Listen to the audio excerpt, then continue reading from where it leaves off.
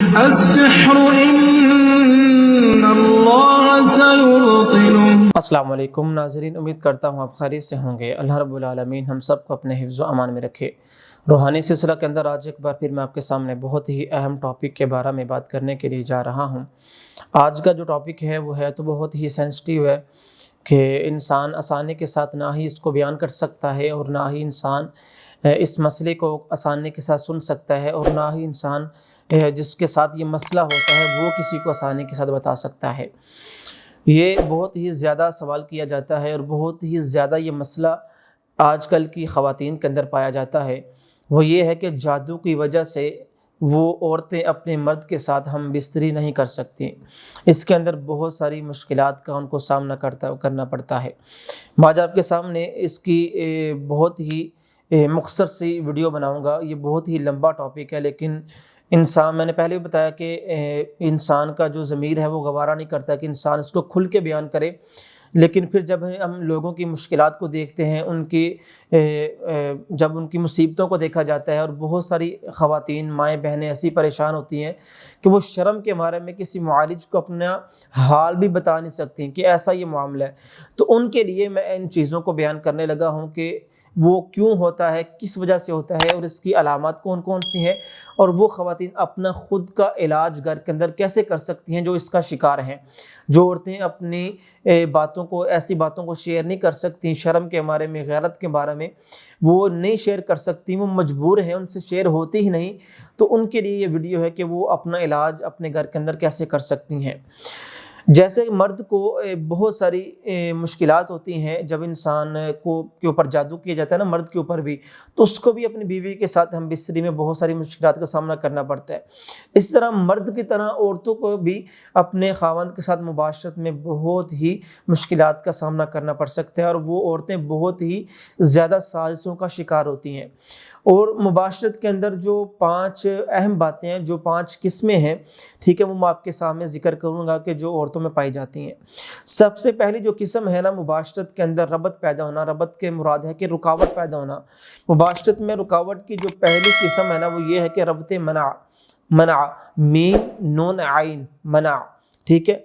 اس کو یہ کہتے ہیں کہ جب بھی مرد اپنی عورت کے ساتھ ہم بستری کرنے کے لیے اس کے پاس جاتا ہے، تو یہ ایسی قسم ہے کہ جس کے اوپر جادو کیا جاتا ہے نا، اس قسم کے ساتھ وہ عورت اپنے جسم کو، اپنی ٹانگوں کو وہ سمٹ لیتی ہے، وہ جکڑ لیتی ہے، اس کا جسم سخت ہو جاتا ہے، ٹھیک ہے، کہ جب بھی اس کا خاوند اس کو ہاتھ لگانے کی کوشش کرتا ہے، اس کے پاس جانے کی کوشش کرتا ہے، تو وہ اپنے جسم کو جکڑ لیتی ہے مجبوراً۔ اسے نہیں پتا ہوتا میں کیا کر رہی ہوں، کیا نہیں، کیوں ہو رہا ہے، کیسے ہو رہا ہے، ٹھیک ہے۔ اس کو بعد میں احساس ہوتا ہے کہ جب اس کا خاوند اس سے دور ہو جاتا ہے اور وہ عورت اس سچویشن سے باہر آتی ہے، ٹھیک ہے۔ تو پہلی قسم ہے ربط منع، کہ عورت کا اپنے جسم کو، اپنی ٹانگوں کو جکڑ لینا اور دبا لینا کہ جب بھی اس کا خاوند اس کے پاس جائے۔ اس سے یہ ہوتا ہے کہ خاوند اپنی بیوی کے ساتھ ہم بستری نہیں کر پاتا، تو وہ اس سے الگ ہو جاتا ہے۔ تو یہ قسم ہے۔ دوسری قسم اس کی یہ ہے کہ ربط دماغ، کہ دماغ پر رکاوٹ ڈال دی جاتی ہے۔ وہ کیا ہوتا ہے کہ شیطان جو ہوتا ہے نا وہ عورت کا دماغ کو اپنے کنٹرول میں کر لیتا ہے، ٹھیک ہے۔ جب بھی اس کا خاوند اس کے پاس جانے کی کوشش کرتا ہے تو وہ اس کے دماغ پر ایسا کنٹرول کرتا ہے کہ اس کے احساسات کو، اس کے جذبات کو وہ ختم کر دیتا ہے، اس کے شعور کو ختم کر دیتا ہے کہ اس کو پتہ ہی نہیں چلتا کہ میں کیا کروں۔ دیکھیں، جب انسان کو اپنے خاوند کا یا پھر خاوند کو اپنی بیوی کا احساس ہوتا ہے، جو فیلنگز ہوتی ہیں وہ جب ابھرتی ہیں، تو پھر ہی انسان اپنی بیوی کے ساتھ یا بیوی اپنے خاوند کے ساتھ وہ ہم بستری کر سکتی ہے۔ جب یہ چیز ہی ختم ہو جائے تو پھر کیسے کوئی انسان کسی کے ساتھ ہم بستری کر سکتا ہے؟ تو وہ شیطان جو ہوتا ہے نا، وہ جن جو ہوتا ہے، وہ انسان کے جو عورت ہوتی ہے اس کے جو دماغ ہوتا ہے اس کو جکڑ لیتا ہے، اس کو کنٹرول میں کر لیتا ہے، اس کی فیلنگز کو، اس کے احساسات کو وہ ختم کر دیتا ہے، جس کے بنا پر جو عورت ہوتی ہے وہ اپنے مرد کے ساتھ ہم بستری نہیں کر پاتی۔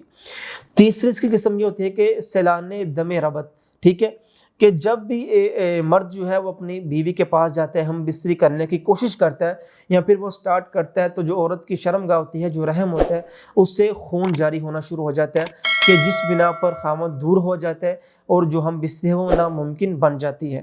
یہ تیسری قسم ہے۔ چوتھی قسم اس کی یہ ہے کہ جادوئی رکاوٹ، ٹھیک ہے، کہ اس سے آپ کو آسان الفاظ کے اندر سمجھاتا ہوں کہ جب بھی اور مرد جو ہے اپنی عورت کے ساتھ ہم بستری کرنے کے لیے جاتا ہے تو اس کے ساتھ جب وہ ہم بستری کرنا سٹارٹ کرتا ہے تو اس کے ایسے لگتا ہے کہ عورت کے رحم کے اندر کوئی دیوار سی بن گئی ہے، وہ اس کے ساتھ ہم بستری کر ہی نہیں پاتا۔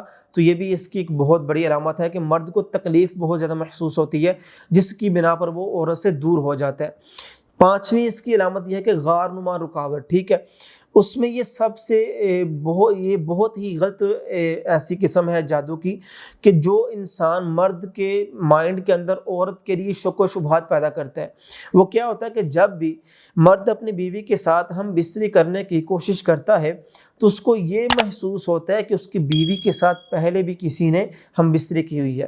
مثال کے طور پر ایک کماری عورت ہے، اس کی شادی ہوتی ہے، بالکل پاک صاف عورت ہے، اس کا کردار بالکل ٹھیک ہے، اس کی شادی ہوتی ہے تو جب پہلی رات مرد اپنی بیوی کے ساتھ ہم بستری کرنے کی کوشش کرتا ہے تو اس کو لگتا ہے کہ اس کی بیوی کے ساتھ پہلی بھی کسی نے ہم بستری کی ہوئی ہے، کہ جس کی بنا پر اس کے دل میں شک پیدا ہوتا ہے، نفرت پیدا ہوتی ہے، جس کی بنا پر وہ رشتہ ٹوٹ جاتا ہے۔ تو اس کی جو شرمگاہ ہوتی ہے وہ اس کو شیطان جو ہے وہ اس قدر کر دیتا ہے کہ انسان کو محسوس ہوتا ہے کہ اس نے پہلے بھی کئیوں کے ساتھ ہم بستری کی ہوئی ہے، تو جس کی بنا پر شک پیدا ہوتا ہے اور وہ رشتہ ٹوٹ جاتا ہے، ٹھیک ہے۔ اور جب وہ خاوند اپنی بیوی سے سائڈ پہ ہوتا ہے تو پھر اس کی جو شرمگاہ ہے وہ نارمل ہو جاتی ہے کماری عورتوں کی طرح۔ تو یہ شیاطین کرتے ہیں سب کچھ رشتوں کو ختم کرنے کے لیے، جادوگر شیاطین کو، جنات کو بھیجتے ہیں کہ ایسا کیا جائے، جسموں کے ساتھ کھیلا جائے، ان کو بگاڑا جائے، بگاڑ پیدا کیا جائے، جس کی بنا پر رشتے ٹوٹ جاتے ہیں، طلاق تک کی نوبت آ جاتی ہے۔ اب آتے ہیں اس کے علاج کی طرف۔ علاج کے اندر سب سے پہلی جو چیز ہے نا کہ جس کے ساتھ بھی یہ معاملہ ہو، شادی سے پہلے یا شادی کے بعد، اس کو چاہیے مرد ہو یا عورت، ٹھیک ہے، عورتوں کو خاص طور پر کہ عورت کوشش کرے کہ اپنے پیریڈز کے جو علاوہ دن ہے نا ان میں وہ باوضو رہا کرے، صبح سے لے کر شام تک وہ باوضو رہے، رات کو بھی وضو کر کر وہ سوئے، اس سے اس کو بہت فرق پڑے گا۔ پہلی چیز ہے باوضو رہنا مستقل۔ دوسری چیز یہ ہے کہ اس نے صبح اٹھتے ہی نہار منہ 7 اجوا کھجوریں کھانی ہیں، ٹھیک ہے۔ کھجور جو ہوتی ہے نا، اللہ کے نبی کی حدیث ہے کہ جب بھی انسان صبح کے وقت کھجور کھا لیتے ہیں شام تک وہ جادو، جنات اور شیاطین سے محفوظ رہتا ہے، ٹھیک ہے۔ تو وہ 7 کھجوریں نہار منہ اپنے کھانی ہیں۔ اس کے ساتھ ساتھ جو نماز ہے نا اس کو اپنے اول وقت کے اندر پڑھنا ہے۔ چوتھی چیز تہجد کا اہتمام کریں، ٹھیک ہے۔ پانچویں چیز جب بھی آپ واش روم میں جائیں تو جو دعا ہے واش روم میں جانے کی، اللہم انی اعوذ بک من الخبث والخبائث، اس کو ضرور پڑھیں۔ چھٹی چیز آپ نے ایک وظیفہ کرنا ہے، وہ یہ ہے کہ مغرب کے بعد آپ نے بیٹھ جانا ہے، ٹھیک ہے، اور یہ وظیفہ آپ نے کرنا ہے۔ اپنے سامنے پانی رکھ لیں یا شہد رکھ لیں، کچھ بھی جس کو آپ پی سکیں، ٹھیک ہے، یا پھر آپ پانی لازماً رکھیں تھوڑا سا، کیونکہ اس میں بہت آپ کو فائدہ ہوگا۔ اس میں آپ نے یہ وظیفہ کیا کرنا ہے کہ سب سے پہلے آیت الکرسی کی تلاوت کرنی ہے آپ نے 7 مرتبہ، سورۃ الفاتحہ کی تلاوت آپ نے کرنی ہے 7 مرتبہ، اور 7 مرتبہ آپ نے سورۃ البقرہ کی جو پہلی 5 آیات ہیں ان کی تلاوت کرنی ہے، اور 7 مرتبہ آپ نے سورۃ البقرہ کی آخری 2 آیات کی تلاوت کرنی ہے۔ یہ تلاوت کر کے آپ نے اس پانی پر دم کر دینا ہے، ٹھیک ہے۔ میں بعد میں بتاتا ہوں اپنے پانی وہ کرنا کیا ہے۔ 6 چیزیں ہوگی۔ 7ویں چیز آپ نے یہ کرنی ہے کہ فجر کی نماز کے بعد آپ نے روزانہ کی بنیاد پر لا الہ الا اللہ وحدہ لا شریک لہ لہ الملک ولہ الحمد وہو علی کل شیء قدیر، اس دعا کو آپ نے 10 دفعہ یا کم از کم 10 دفعہ یا پھر آپ 100 دفعہ اس کو پڑھیں۔ اللہ کے نبی کی حدیث ہے کہ جو بھی انسان اس کو 10 دفعہ فجر کی نماز کے بعد پڑھتا ہے وہ 24 گھنٹے اگلے دن فجر کی نماز تک وہ جادو جنات سے اور شیاطین سے محفوظ رہتا ہے، ٹھیک ہے۔ 7 چیزیں میں نے آپ کو علاج کے اندر بتا دیں۔ 8ویں چیز آپ نے جو کرنی ہے وہ یہ ہے کہ جب بھی آپ کی شادی ہو، اگر آپ کی شادی ہونے والی ہے تو آپ کو شادی سے پہلے یہ چیزیں ہو رہی ہیں، تو جب آپ شادی کی پہلی رات اپنی بیوی کے پاس جائیں، بیوی کی پیشانی کو پکڑ کے جمع کرنے سے پہلے، ہم بستری کرنے سے پہلے یہ دعا پڑھیں۔ یہ دعا آپ کے سامنے بھی شو ہو رہی ہوگی، وہ دعا ہے اللہم انی اسألک خیرہا وخیر ما جبلتہا علیہ واعوذ بک من شرہا وشر ما جبلتہا علیہ۔ اس دعا کو آپ نے اپنی بیوی کی پیشانی کو پکڑ کر اس کو پڑھنا ہے جب آپ پہلی مرتبہ اپنی بیوی کے پاس جائیں۔ 8 چیزیں ہوں گی۔ 9ویں اور آخری چیز آپ نے یہ کرنی ہے کہ جب بھی آپ اپنی بیوی کے پاس جائیں تو اس مسنون دعا کو آپ ضرور پڑھیں، وہ بھی آپ کے سامنے شو ہو رہی ہوگی۔ بسم اللہ اللہم جنب الشیطان وجنب الشیطان مما رزقتنا ٹھیک ہے، تو اس دعا کو آپ ہر دفعہ اپنی بیوی کے پاس جانے سے پہلے آپ اس کو پڑھیں۔ اور 10ویں اور ایک بات مجھے علاج کے اندر یاد آ گئی، اور آخری بات یہ ہے، وہ یہ ہے کہ آپ نے اپنی جو ازدواجی زندگی ہے اس کا آغاز نماز کے ساتھ کرنا ہے۔ جب بھی آپ کی شادی ہو، آپ پہلی رات اپنی بیوی کے پاس جائیں، اپنی بیوی کو بھی نماز پڑھائیں، نفل چاہے ہو نفل پڑھائیں، یا پھر اگر نماز فرض نماز کا وقت ہے تو نماز ضرور پڑھیں۔ یہ 10 چیزیں ایسی ہیں کہ جو بھی انسان اس کو کرے گا تو وہ اس بیماری سے، وہ عورت اس بیماری سے باہر نکل سکے گی۔ یہ جو بیماری ہے وہ بہت ہی خطرناک ہے اور رشتوں کو توڑ دینے والی ہے، اور یہ اپنے خاوند کو دور کر دینے والی ہے، ٹھیک ہے۔